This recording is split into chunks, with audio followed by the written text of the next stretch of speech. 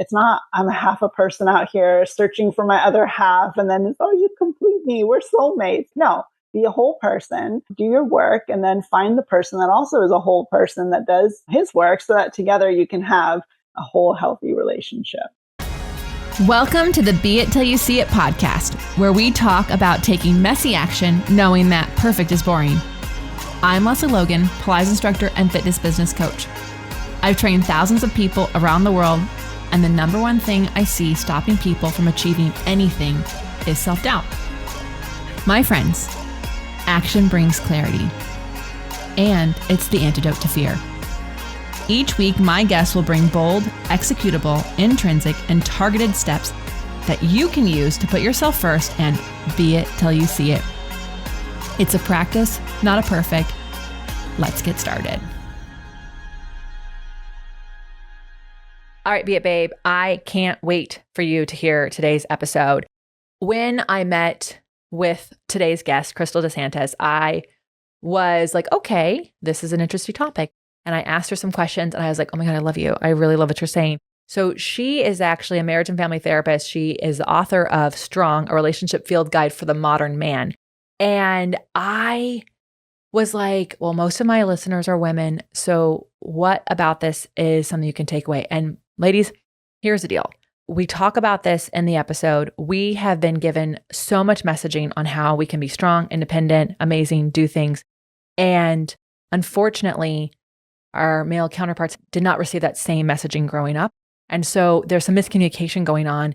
And I really love her approach. We do not have to play small. We do not have to make ourselves smaller. We don't have to change or compromise. It's actually a really great invitation for us to have better relationships with our partners. And so I really think this is an excellent episode. I think you're going to really love it. I hope you do. And this is for you, whether you're single or married or have a great marriage, but have sons or daughters. Like, I really found this to be very fascinating. And her book is Strong, a relationship field guide for the modern man. Here is Kristal DeSantis.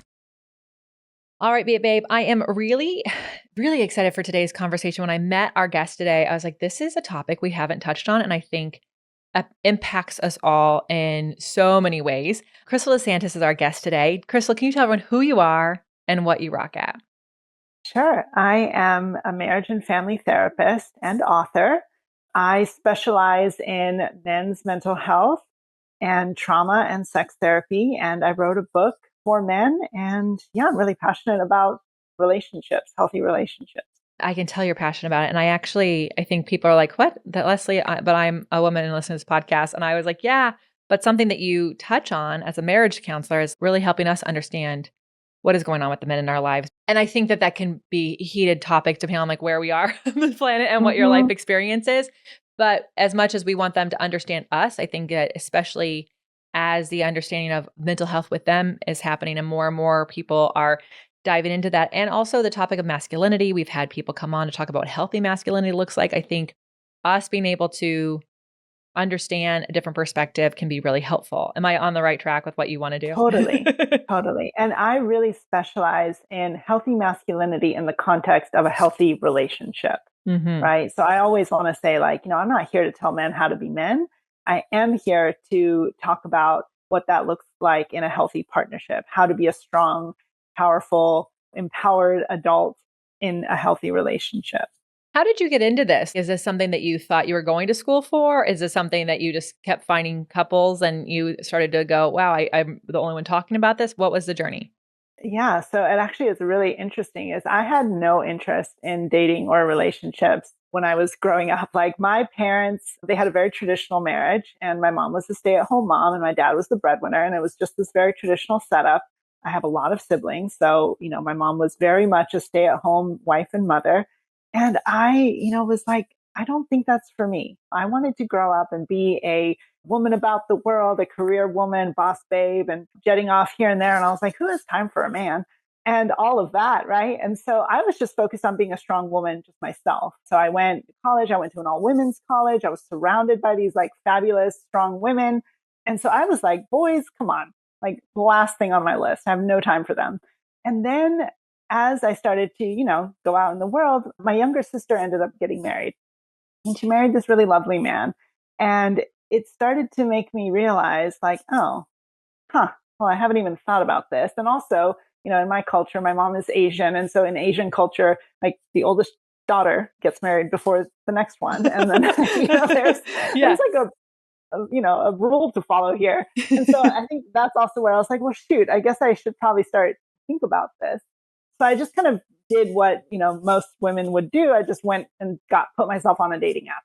And it was a horrific and terrible experience. Like it was, sounds about right. I mean, yeah, exactly. So I was like, wow, this is awful. I don't want to do this at all. But then I ended up in a relationship that it was just, it highlighted so much how I did not have any relational skills. And it started to make me think that, in the back of my mind somewhere, I guess I thought maybe just buying into the narrative a little bit, like you're a woman, at some point when you decide you want to get married, it'll happen. Mm-hmm. And again, it wasn't that I was looking for marriage, even dating. I didn't know how to do this. I didn't know what I was looking for. I had a relationship. We couldn't communicate. And so I was like, oh, maybe I actually need to work on this a little bit. And then I met my husband on a dating app. And then it was like, okay, here's somebody that you're actually really interested in having a relationship with. And, you better get your act together, girl. So I took my butt to therapy. I worked and I found a marriage and family therapist. And that's when I realized like, oh, there's this whole field of learning about marriage and family therapy and relationship skills. And these are things you can learn. So I went to therapy myself and then I started going to school. And then eventually 10 years later, here I am.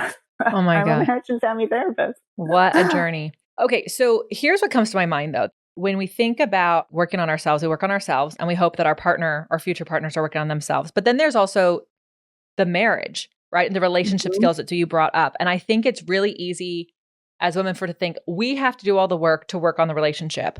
But actually, it takes two people to work on a relationship. Absolutely. Yeah. And that's part of what I realized when I met my husband is he had already been divorced. And so he did a lot of therapy at the end of his relationship. And so that's what really showed up for me is that here is this man who was ahead of me in the relational skills game. And I was the one who had to catch up. And so that also really kind of showed me that, oh, wow, what is it like for men to go to therapy? And it made me curious about his experiences. And that's really where then when I started to go to school to be a therapist, I realized a lot of people talk about women's therapy needs and what women need. And like you said, the women doing all the work of the relationship. And I was like, well, what about the men out there that want to do the work? Who's speaking to them? Yeah. Yeah. I mean, and is anyone speaking to them? Because exactly. I have a lot of single friends and it is tough out there. Mm-hmm. Obviously, I'm only hearing one side of the story, but what I'm hearing, I'm like, oh yeah, you should run from that. But also, if there are people out there with good intentions, there does need to be not a give. I don't like that idea of a give and take or a compromise because I think that it's really easy for one side to compromise more or to give more. But there does need to be an understanding of how do we actually move forward together as a we without losing the me that is part of it. Exactly. And that's why I always want to talk about collaboration, right? It's like when you hear about two artists coming together to collaborate on a project or on a song, it's always about they're creating something better because they're working together. It's not, okay, this is going to be worse material that we're hearing from both of them, right? It's not compromise, it's collaboration. So I always like to think about that. Kristal, that's brilliant.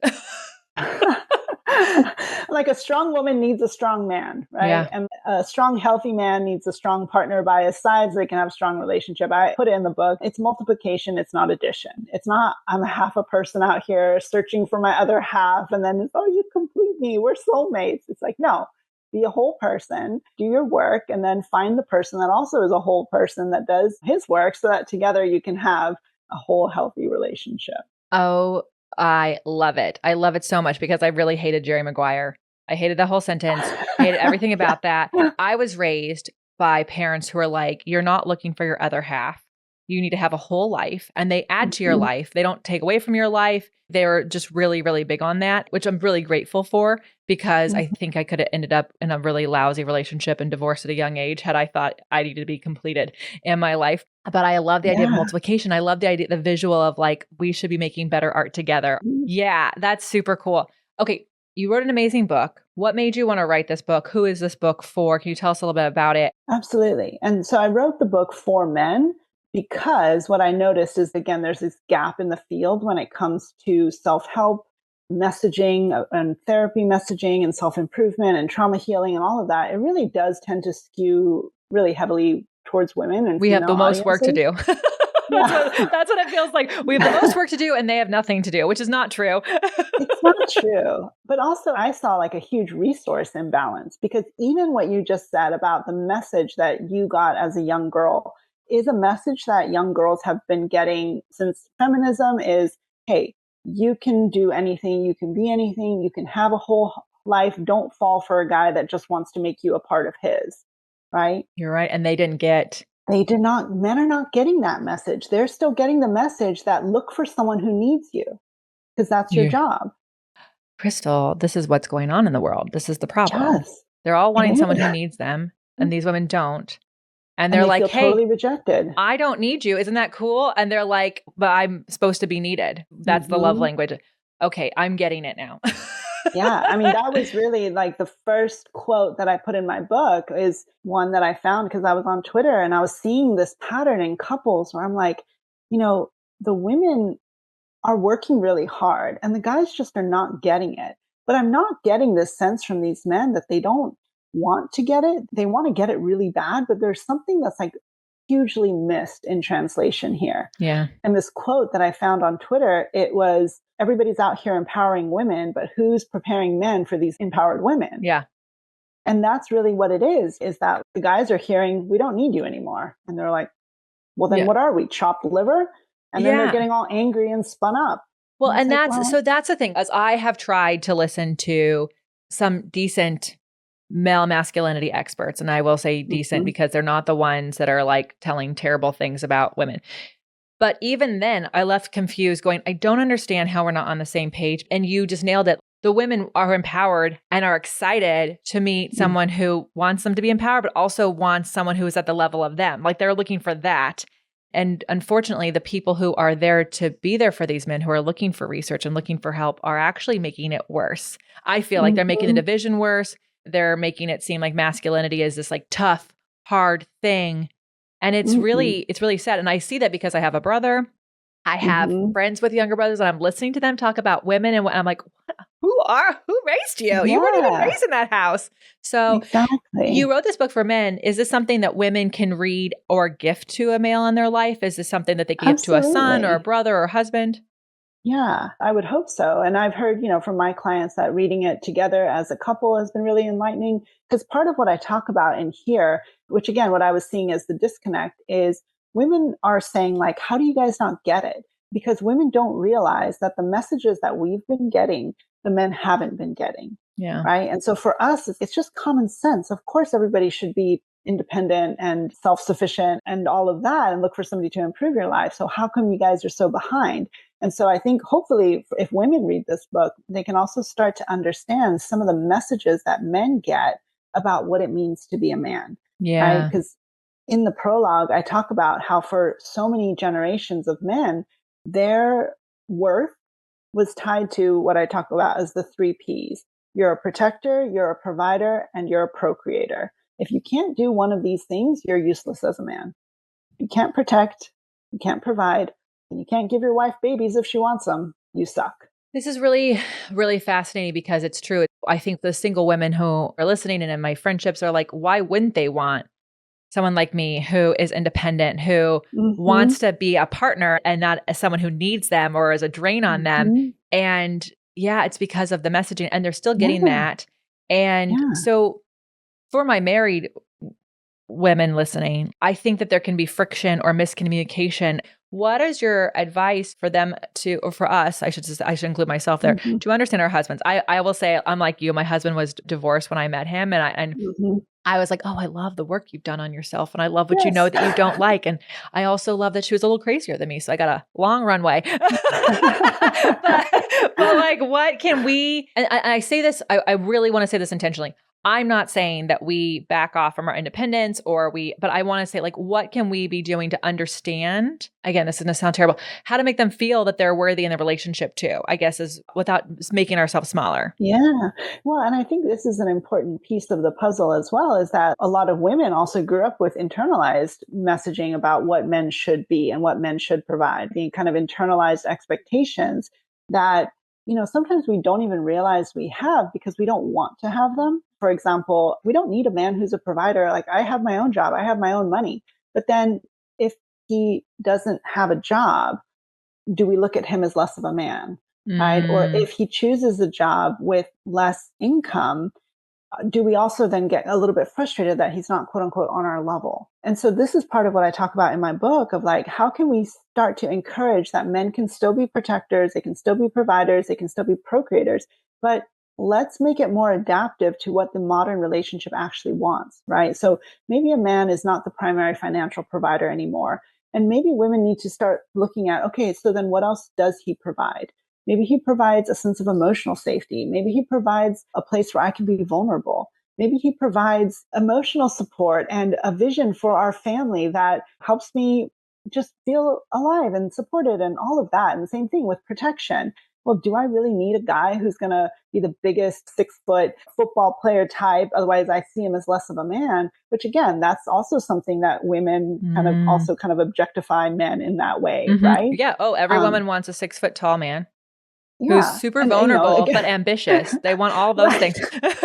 Yeah. And so this is also where I can hear from the men, they're getting so frustrated. They're like, you're saying that looks don't matter and you want us to be people. And then you have these TikToks that are like, I want a 6'5" guy in finance.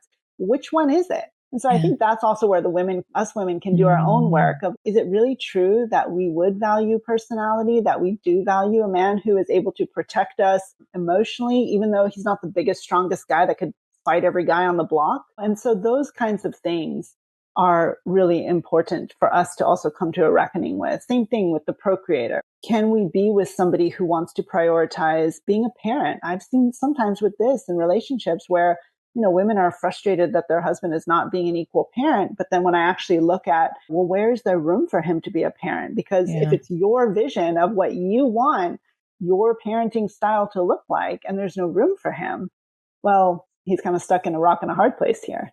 Yeah, you're spot on. Because I mean, like, I'm not perfect, everyone, which you should know that already. And I can even say in my own marriage, when Brad came onto the team, my business, I had to really learn how to say we instead of I, because I'm so used to being my business. I'm doing X, I'm doing Y, and I still fuck it up. Like, I still say, I don't want to spend on that. And it's, hold on. If I want him to be the CEO of the company and I believe he is the better CEO versus me because I'm a visionary and I do all these things, then there has to be a we. And I also have to let him be him. And so it's not about making myself smaller. It's about going back to say, where is there room and what are the strengths that he brings to that I can go, okay, that's actually more beautiful than what I could have done by myself. And then communicating that. And I think that's the hard part. Yeah. And this is, again, where maybe we focused on women don't need men, but we need to start thinking about, where do we want them? If you don't need someone, that's fine, but he's got to feel wanted at least. I want your input. I value your vision. I value what you bring to the table. That's always something I want to encourage. It's like, you don't have to be codependent on each other, but you do have to have some sense that you're desired here, Yeah, I think that's a really important distinction, because when Brad and I first started dating, he was like, I don't want to do everything together all the time. And I was like, yeah, so that would be a no for me too. Like, I need my private time, because what he has seen, and I don't think my in-laws listen, but as they hang out, they're always together. They do everything together. They are on sports teams together. They're on all these things that I am like, oh, people are surprised that I get an Uber and leave a party all the time. And that's like, no, I'm done now. So we had to do a lot of, what does that look like? What does a relationship together look like while we're still, what are we sharing with each other and what aren't we sharing with each other? And I think communication up front can be difficult, because some people are afraid they'll say the wrong thing or they'll offend the person or the person will feel not needed. And it's like, we have to also probably be able to let people explain things and then maybe follow up with questions if we are like, hold on, where am I in that sentence it feels like you said this. Is that what you said? And I think we're not taught those communication skills. Absolutely. I mean, that is such a huge thing that has shown up. I realized for myself is like, oh, I don't know how to do this. I think there's some magical thinking going on when it comes to relationships that like when you find the right person, it'll just happen. Love conquers all. You'll get this like magical, like, no, you don't. You don't get the download of relationship skills the minute you fall in love. And so, like you said, just like recognizing where could I be more curious? Where could I be less sure that, okay, they're doing it because they're a jerk, and instead start to maybe look at, okay, if we're working together here, how do I ask about this differently? How do I invite them into this conversation rather than start with an accusation? Let's talk about that invitation, because I'm also thinking about the women who are like, I'm doing this work, ladies. I am trying this, and my partner isn't participating in this conversation. It feels like I'm doing the work on the relationship and they're not. How should they be setting the conversation up, or what should they be doing? Should they be inviting you into it? What does that look like if the woman listening is wanting to flesh all this out so that everyone's on the same page about how they're valued and how they want to be valued? Yeah. And that's where I would say, part of the reason I wrote this book for men as a woman is also giving them insight into what typically women are looking for when it comes to a strong man, right? And so again, just redefining what strong means. A lot of men think that it still means like strong physically, strong financially. And really what I'm saying is, no, I break it down into the first S of strong. It stands for safety. Women look to feel safe in a relationship. That's kind of that in sometimes where women are like, I would love to feel safer and more secure in this relationship. Here's how I found this book that really resonated with me about ways that I could feel safer and more secure, because that would help me trust and respect you more, right? Or that could help us with our intimacy. That would help us feel more connected, help me feel more connected to you. That's what I want. And so inviting it not as here's a book on how you're screwing up and all men suck. It's like, that's probably not going to go over very well, but really an invitation to, I want our marriage to be the best.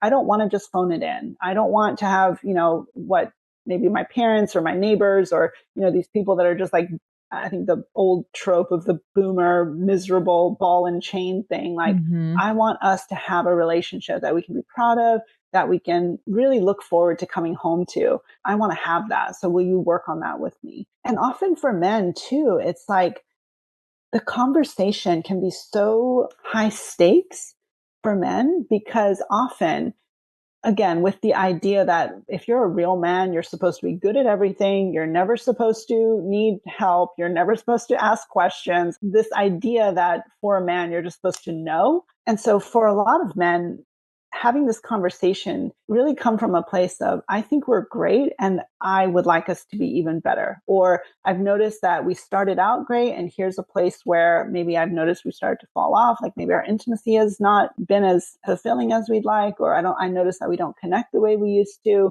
I'd like that kind of strength-based approach. Yeah. Yeah. Not the, we need to talk approach, which no.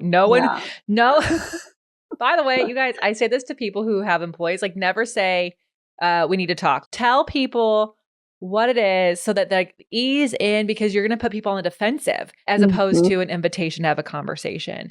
I really like all of that advice. I think that is helpful. You know what, and forgive me if you hate this comparison, but when I broke up with my ex, I read Act Like a Lady, Think Like a Man, which you have to take some of the advice and not all of the advice, everybody.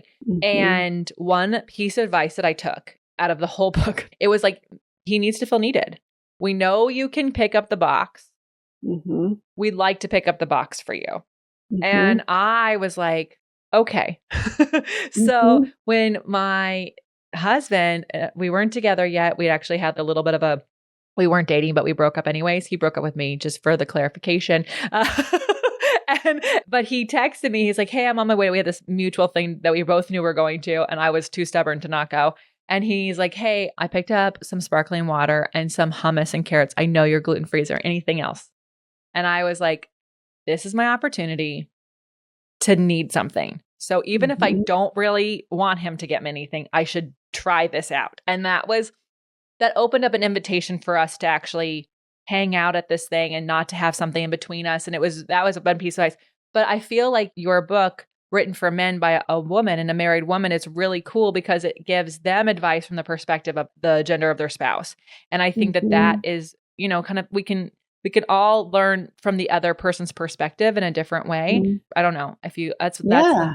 and Yeah. and he's not that into you. Like I read that and I was like, okay, that was Yeah. really helpful. Thanks guys for the advice on what you want. Absolutely. Yeah. What- And again, like the distinction between needed and wanted is, I think that's where sometimes people get really hung up. But it's like, I didn't need something for the store, but I know you want to feel useful. So I'll throw out a want. Can you just grab I don't know, chocolate almonds or something? Same thing. Like, could I open the jar by myself? Absolutely. If it was me in this jar on an island, I could do it. But do I want to just hand it to my husband to help him feel like, oh yeah, she might not need me, but she sure wants me, because I feel like I play a role to improving her life. And that's really the thing that I noticed is, of course, there are men that have no interest in contributing to relationships. They've totally phoned it in and they don't want to improve. They don't want to do any of that. But again, maybe that's not the best relationship to be in. But there are lots more men that are like, I desperately want to make my wife happy. I just don't know how. And again, I'm not saying like, oh man, they just don't know anything. I'm saying that a lot of times they aren't getting the messages because society hasn't started to tell them those messages yet. It's kind of been the message of, you should just know. Yeah. And they're like, I sure don't. Yeah. You know? Cause I see some of that my clients are like, oh my gosh, Lesley, look what they wrote to me in a DM on this dating app. And I was like, okay, I really appreciate that people know what they want, but maybe not the second line that you say, Yeah. but also Mm-hmm. what messaging are they getting? They're getting like, women know what they want now. Well, this is what I want. So I Mm-hmm. think it is true. There is a lack of information and support.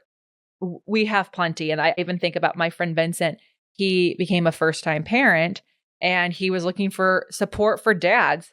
Yeah. And he's like, there is nothing. There's nothing out here for Mm-hmm. me. There's Mm-hmm. I'm going to have an infant daughter and I have no idea what to do. So he had to create the stuff to guide dads. And there are, of course, dads who want to phone it in. There just are people who want to phone life in. I don't get those people either. And we can't help people who don't want to help it. But there is a huge fraction of people who are like, hold on, educate me. And there's a lack of Mm-hmm. education. And so I do love that you provided this with this book, but also I think this is a really amazing opportunity for all of us as women to go, okay, hold on, where have we been so supported and they Mm-hmm. haven't? I think it's really important. We don't have to be the ones that fix them or educate them because No. that's not Yeah. what they want. That's my job. That's your job. Yeah. That is That's your my job. So for the woman whose husband or partner is going through some sort of crisis, maybe they lost their job or their mental Mm-hmm. health is having an issue, what is the best thing that they can do to support that person? Because Yeah. it's not that they have to fix them. No, that's the thing, is that I do see that pattern of women then work too hard to try to fix, to try to solve, or they're like, I've called 5 different doctors and I'm setting up his appointments. And then they're resentful because then it's like, well, now it's that parent child dynamic, which is ick, right? It's Not not sexy. sexy at all. And so that's, again, is coming at it from a place of concern. Like, I've noticed that you've been kind of depressed lately, or your drinking has kind of escalated. I'm concerned. And as your partner who cares about you, I'm concerned for you. Like, how can we get past this? What do you need to feel supported? And that's really where, again, a lot of men, and I know it sounds maybe a little bit ridiculous, but even the idea that they would call somebody doesn't quite enter their mind until it's been presented. Do you think you might want to talk to somebody? I'm noticing that you're pretty depressed, or your drinking has been escalated, or that you're having a really hard time finding a job. Do you want to do something about that? Would you like my help, or do you think you got it? And that's really where sometimes the conversations can be just slightly different than, it's fine, you're useless, I got it. Where then a lot of women end up in that overfunctioner role that then ends up burning them out. Yeah. And then leads to a lot of resentment against the men that they're with. Yeah. That approach leads me to this question, and maybe it's the same answer, but if she's listening and she's like, oh my gosh, actually, you know what? Kristal, or a marriage therapist like Kristal, is the best thing. What is the best approach to making sure it feels like an invitation and not like you have to go to marriage counseling with me? Yeah. It is kind of a tricky one because, for unfortunate reasons, right? Going to therapy can sometimes just already be seen as like the stigma of like you're being sent to the principal's office. And that's part of why I wrote this book, is so that men can actually do research on me before even coming to see me, so that they can, be like, all right, I checked her out. I looked at her stuff. I feel like I know what I'm going to get walking in there, because that's always why, that's why I said this book is for men, is because so many men are worried that when they go into therapy, they're going to be one down. that, you know, the wife and the therapist are both women. They know all this like jargon about therapy, and I'm just going to be sitting there like being told I'm an asshole. I'm like, you know, Yeah. and I'm going to pay for it. That doesn't sound like a good time. And so really showing them that like, no, there are therapists and coaches out there that specifically work on helping men feel more empowered in their role in their relationships as husbands, as fathers. And the more you can kind of have it be like, no, this is about helping you activate your strengths, right?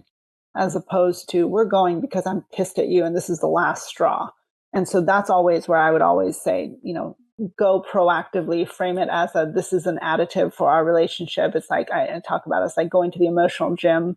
You know, it's like, how do you invite your partner to go to the gym with you? You do have to talk about it as like, this is for our health because I want to have a long life with you, you know, and that's exactly the same. I'm asking you to come to therapy with me because I think that maybe there are some things that we could be healthier on, and I want us to be doing it together. Will you come with me? Yeah. This is so good. This is really great. I do love it. Of course, like when you say it, Kristal, it sounds like, oh, duh. That sounds like that's how I'd want someone to invite me. But when you're in it, when you're in something with your partner and you're feeling like it's not going the way you want, sometimes you just get defensive. So you guys, we transcribe every podcast. So you can actually just copy from the website and memorize it and say it. Yeah. You know? Yeah. Invitations versus accusations. That's I'm all day. Just turn it around. I love it. What are you most excited about right now? So in the new year, my husband and I are going to be teaming up to run some couples retreats. But we're doing it again because one of the things that the whole therapy thing, it feels really heavy. And sometimes it is. And that's really important to go do the hard work. But what I also see is couples don't have a lot of fun together these days, right? It's like the fun happens when you're dating and then you start getting married and then suddenly you're talking about bills and kids and logistics and diapers and in-laws, and you lose the fun. And that's often where I see couples just be so drained, is they don't have that bank of, you know, playful, pleasurable experiences that can get them through the hard times. So we're doing little bonding boot camps where it's just a weekend and we help couples work through some bonding skills, communication exercises, but in a fun and playful way. So it's not, you know, sitting in a conference room. We're big outdoorsy people. So yeah, doing it outside. That's cool. That's so fun. I love that. I really do. I think it is needed. And you are correct, especially if you're listening and you work with your husband like I do. You know, one of the things I had to do this year, well, for 2024, I told my assistant, I said, you have to go through our calendars and you have to find a weekend every quarter and block off Friday to Monday. And we're not going to plan anything. It's just blocked off so we can have a trip. Even if we just go 2 hours away, we've got to do something because, you know, you buy the house, you got these things, there's all these deadlines, and Friday can bleed into Saturday. And then you feel like you're together all the time, but you're actually not together as a partnership. Yeah. So what a great invitation. And also when I think about my parents' relationship conferences, it wasn't a conference room. I like went to a hotel, sat in lectures all the time. And Yeah. And then also what I noticed with my husband and I is we both had very busy jobs. And then we would look forward to the once a year big vacation that we would take. But I was like, I am dying in the meantime. And so, like you said, just these little tiny bursts of, gosh, we can look forward to the one weekend a month. That it's just going to be us. We maybe not even go far. We go an hour away, but it's like our little mini staycation vacation where we get to pretend like we're on vacation, even though we're at Buc-ee's or something. Yeah, no, I think it's so creative. And also if people don't want their parents' marriage, then they don't want their parents' marriage counseling retreats either. Yeah. Absolutely. All right. Let's go have fun. Yeah, I agree. I love it so much. Okay, we're going to take a brief break and then we're going to find out how people can work with you, get your book and more. All right, Kristal, where do you hang out? Where can people do marriage counseling with you via Zoom? Do they have to live where you are? Like, how do people work with you? Where do they get your book? If you are in Texas, I can work with you as a therapist. But if you are not in Texas and you just want to work with me, I have some courses and then I do some coaching through the coursework through my website, strong.love. And then my book is on Amazon and on Audible, Strong, a Relationship Field Guide for the Modern Man. And then, of course, I'm on Instagram at ATX Therapist. ATX Therapist. Oh, you're in Austin? Yeah. We're going to be in Austin, You guys, it's too late once you hear this, but I'm going to be there on January 4th, I think. Nice. Yeah. Okay. Yeah. All right. We'll talk offline about that. Okay. So you've actually, I feel like you've given us so much already, but it's the segment people love because it's where they can take some action. Bold, executable, intrinsic, or targeted steps people can take to be it till they see it. What do you have for us? I have two. Okay. So they're from my book, the exercises. One is if you want to have a more emotional connection with your partner, what I do is called the heartbeat exercise. And I've seen people use it when they're dating. It's just as a way to kind of get beyond some of these surface level conversations. So it's 3 points. It's a point of pride, a point of pain, and a point of pleasure. So I like to imagine it as a heartbeat of the ups, the downs, and then the points that you can connect with. So asking your partner, what is a point of pride, and then validating them, and then a point of pain, and then practicing just holding space for that, and then offering care, and then pleasure. Because even again, with the dating period, is starting from the very beginning of normalizing checking in about these 3 points will allow you to then set up in your relationship that we normalize talking about pain. We normalize checking in about pain. We normalize checking in about pleasure, and we check in with, did you discover anything more pleasurable about our last sexual encounter? Or, when you went on a walk today, did something special happen? And you saw the first butterfly of the season, whatever. And so just normalizing some of these deeper points of connection. I love that. That's a great one. That's so great. Yeah. And then the other one, if we have time for another one. We totally do. Is the differences between the way that men and women have been socialized to communicate. This is one of the things that I think a lot of people just, makes so much sense when they work with me or they do read my book. There are 4 positions of conversation. So position 1 and 2 are typically the way women are socialized to communicate with each other. Positions 3 and 4 are typically the way men are socialized to communicate with each other. And when we get one of each in a relationship, this is where I so often see people clash when it comes to communication. So position 1 is just listening. Position 2 is joining, offering empathy. Position 3 is fixing. And then position 4 is debating. So you can see how so many women are like, I just want him to listen and then empathize. And he's like, well, I'm fixing and I'm offering you a reframe. Come on, get with it. And so I think one of the big things, if you want to take an actionable step, is in my book, or there's the 4 positions of conversation. You can download it from my website as well, and just put it on your fridge. And anytime you feel like you and your partner are like not in the same conversation, just point it out. Like, can I ask you to move into position 1 for a second? Or I need position 1 and 2 before I'm going to be ready for position 3. Okay, Kristal, you are amazing. You're so great. All the Texans are so lucky to have you. And then those of us who aren't are just going to have to get your course, because I learned so much, and these feel like common sense, but also right. no one talks. And it's true. You hear so often, like, I don't want you to fix it. I just want you to listen. But that's if you're not trained to do that, if that's not the conversation skills you have.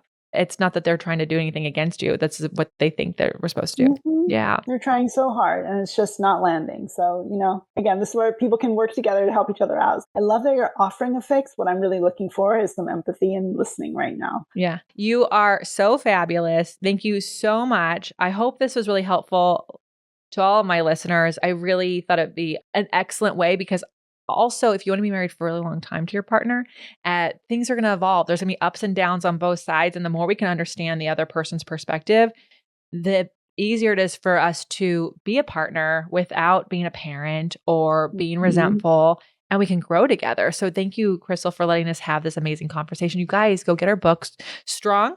A Relationship Field Guide for the Modern Man. Perfect. Get her book.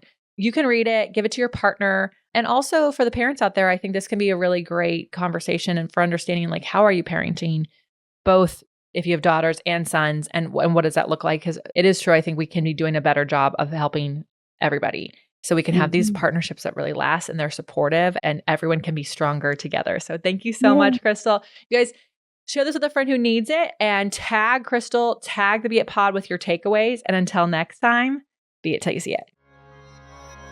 That's all I got for this episode of the Be It Till You See It podcast. One thing that would help both myself and future listeners is for you to rate the show and leave a review. And follow or subscribe for free wherever you listen to your podcast. Also, make sure to introduce yourself over at the Be It Pod on Instagram. I would love to know more about you. Share this episode with whoever you think needs to hear it. Help us and others be it till you see it. Have an awesome day. Be It Till You See It is a production of the Bloom Podcast Network. If you want to leave us a message or a question that we might read on another episode, you can text us at +1 310 905 5534 or send a DM on Instagram at beitpod.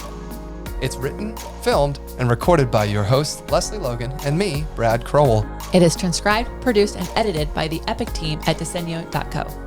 Our theme music is by Ali at Apex Production Music, and our branding by designer and artist Gianfranco Cioffi. Special thanks to Melissa Solomon for creating our visuals. Also to Angelina Herrico for adding all of our content to our website. And finally, to Meredith Root for keeping us all on point and on time.